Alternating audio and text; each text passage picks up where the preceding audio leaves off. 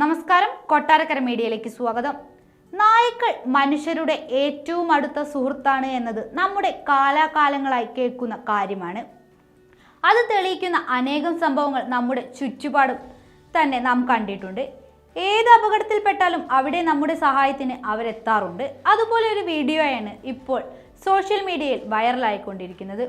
ഒരു കൊച്ചു കുഞ്ഞിനെ രക്ഷിക്കാൻ വേണ്ടി ചത്തതുപോലെ അഭിനയിക്കുകയാണ് നായ. അയാൾ കുഞ്ഞിനെ എടുക്കാൻ ശ്രമിച്ചതോടെ നായ കാണിക്കുന്നത് ആരെയും അമ്പരിപ്പിക്കുന്ന കാര്യങ്ങളാണ്.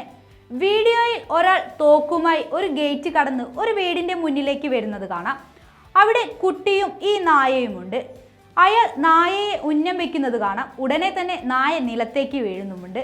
നായയ്ക്ക് ജീവൻ നഷ്ടപ്പെട്ടു എന്ന് തന്നെയാണ് വീഡിയോ കാണുമ്പോൾ തോന്നുക. നായ അനങ്ങുന്നില്ല എന്ന് കണ്ടതോടെ ഇയാൾ നേരെ കുഞ്ഞിന്റെ അടുത്തെത്തി. കുഞ്ഞിനെ എടുക്കാനായി പിന്നെ അയാളുടെ ശ്രമം. എന്നാൽ അവിടെയാണ് ട്വിസ്റ്റ്.